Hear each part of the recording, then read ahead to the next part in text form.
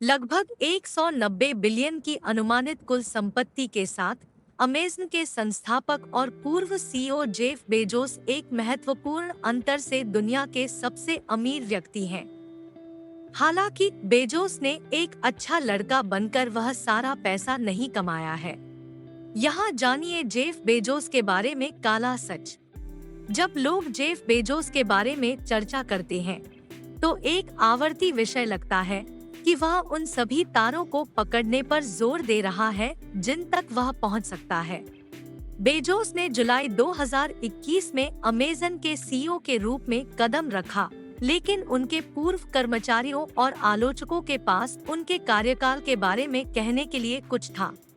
CBS news के साथ एक साक्षात्कार में मिशिगन विश्वविद्यालय से नोएल टिची ने बेजोस को एक उद्धरण, नियंत्रण सनकी और अमेज़न को वन मैन शो के रूप में वर्णित किया। बिजनेस इनसाइडर अमेज़न के पूर्व इंजीनियर स्टीव ये की कहानी बताता है, जो यह कहकर और भी आगे बढ़ गया, जेफ बेजोस ने बनाया साधारण नियंत्रण सनकी पत्थर के हिप्पी की तरह दिखते हैं। बेजोस इस बारे में काफी अप्राप्य प्रतीत होते हैं और अपने कर्मचारियों को यह बताने के लिए जाने जाते थे कि उन्हें अमेज़न में काम करने के लिए उन्हें भुगतान करना चाहिए। येगे ने स्वीकार किया कि बेजोस की माइक्रोमैनेज की प्रवृत्ति इस तथ्य से प्रभावित थी कि वह बेहद स्मार्ट है और अक्सर अपने समय से बहुत आगे है। हालांकि इससे उनके कर्मचारियों के लिए चीजें आसान नहीं हुई। 2002 में सीईओ ने अचानक मांग की कि उनकी सभी इंजीनियरिंग टीमों को अमेज़न को एक ऐसे प्लेटफॉर्म में बनाने के लिए अपने सिस्टम को फिर से बनाना चाहिए जहां हर सिस्टम संगत था और बाहरी डेवलपर्स आसानी से पहुंच सके। उन्होंने हर उस व्यक्ति को नौकरी से निकालने का भी वादा किया जो इस बड़े उपक्रम को पूरा नहीं कर सका। यह कहना कि जेफ बेजोस दुनिया के सबसे मृदुभाषी बॉस नहीं थे, ऐसा कहने जैसा है नींबू सबसे मीठा फल नहीं है। लेखक ब्रैड ने अपनी पुस्तक द एवरीथिंग स्टोर मिनस्टोन बेजोस की बैलिस्टिक जाने की प्रवृत्ति का वर्णन करता है, जब एक कर्मचारी अपने मानकों को पूरा नहीं करता। अरबती के पास अतिशयोक्तिपूर्ण और कठोर अपमानों की एक श्रृंखला थी, जो उसने अपने क्रोध के दुर्भाग्यपूर्ण लक्ष्यों पर इतने गुस्से से उगल दी कि उसके सिर पर एक रक्त वाहिका उभरी। इनमें से कुछ हमले कमोबेश समझ में आने वाले थे, जैसे कि जब किसी ने किसी स्थिति के माध्यम से अपने तरीके से झांसा देने की कोशिश की या किसी और के काम का श्रेय लेने का प्रयास किया। हालांकि एक अमेज़न कर्मचारी आंतरिक राजनीति सहित या सीधे सभी सही जवाब नहीं होने सहित कई कारणों से चबाया जा सकता है। एक ऐसे व्यक्ति के लिए जो द अटलांटिक का अनुमान है कि 2018 में अमीर होने से बचने के लिए प्रतिदिन 28 मिलियन खर्च करने होंगे, जेफ बेजोस का दान के साथ एक अजीब रिश्ता है। बीजीआर ने बताया कि कैसे उन्होंने 2017 में ट्विटर पर लोगों से पूछा कि परोपकारी बनने के लिए उन्हें क्या करना चाहिए। फिर 2018 में माथियास डॉफन के साथ एक साक्षात्कार में उन्होंने कहा कि वह अपने धन का उपयोग करने का एकमात्र तरीका यह देख सकते हैं कि इसे अपनी अंतरिक्ष कंपनी ब्लू ओरिजिन पर खर्च किया जाए।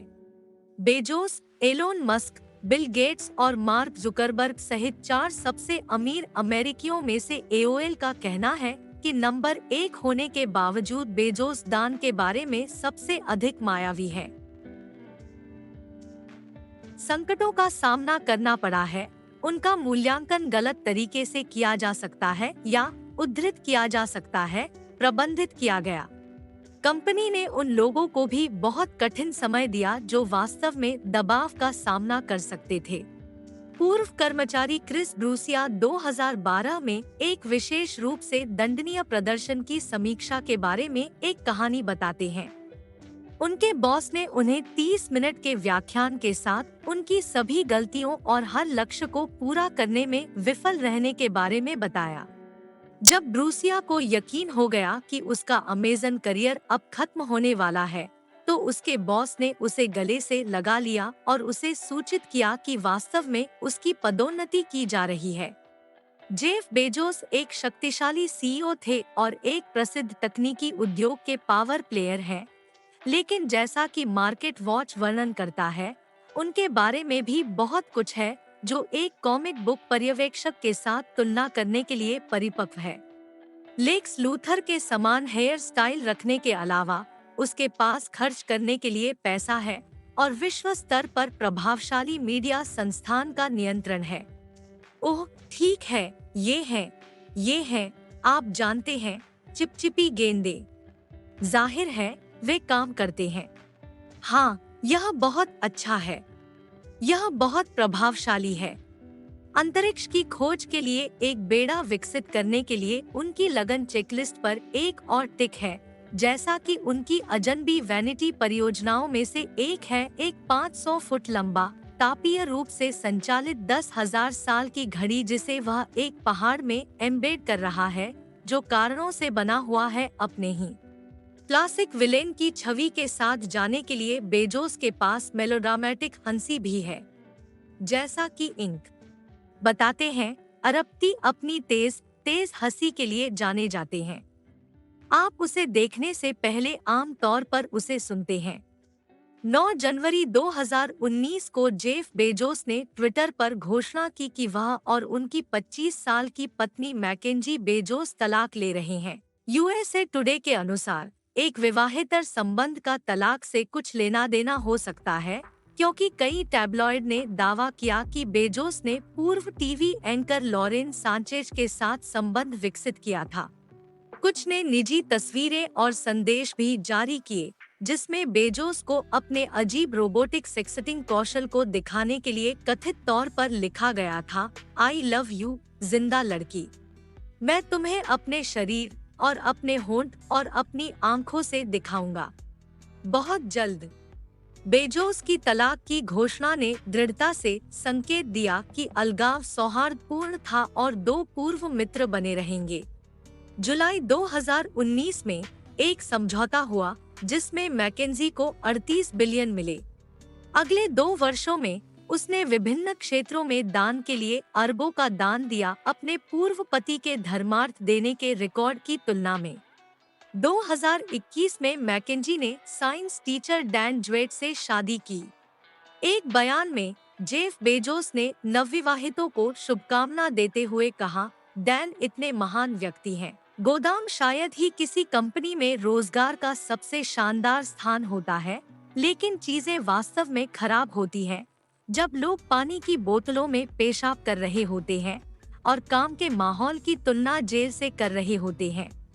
अमेज़न गोदाम में जीवन में ये दोनों चीजें शामिल हैं और बहुत कुछ।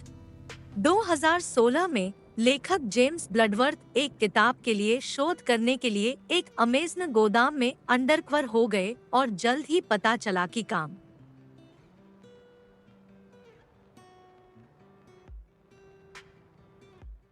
इतना व्यस्त था कि उनके पास ठीक से खाने या पीने के लिए पर्याप्त समय नहीं था। माहौल ने उन्हें जेल की याद दिला दी और हवाई अड्डा शैली की सुरक्षा जांच और दमनकारी बिंदु आधारित प्रबंधन ने छवि में जोड़ा। कुछ कर्मचारियों ने बोतलों में पेशाब भी किया और उन्हें अलमारियों पर छोड़ दिया क्योंकि प्रदर्शन के लक्ष्य इतने अधिक थे कि उनके पास बाथरूम में ब्रेक लेने का समय नहीं था। जबकि अमेज़न ने ब्लडवर्थ के कई दावों का खंडन किया और तब से उस रोजगार एजेंसी का उपयोग करना बंद कर दिया है जिसने अपनी संदिग्ध नीतियों के कारण उसे काम पर रखा था। अन्य गोदाम कर्मचारियों ने लेखक के दावों को दोहराया है। Wired, business insider, the guardian, the New York times और न्यूज़वीक की कई रिपोर्टों के अनुसार गोदाम के कर्मचारी अभी भी समय की कमी के कारण बोतलों और यहाँ तक कि कचरे के डिब्बे में पेशाब करते हैं। हाँ, मुझे कोका कोला की एक खाली बोतल मिली जिसमें शेल्फ पर पेशाब था।